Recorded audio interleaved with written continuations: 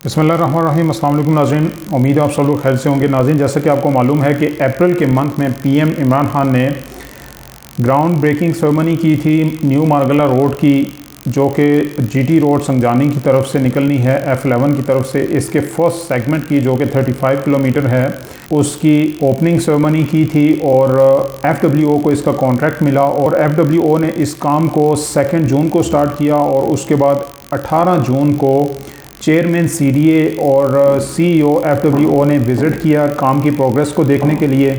और अब last week federal minister Asad Umar ने काम की प्रोग्रेस को देखने के लिए इसका विज़िट किया। फेडरल मिनिस्टर काफ़ी मुतमईन नज़र आए।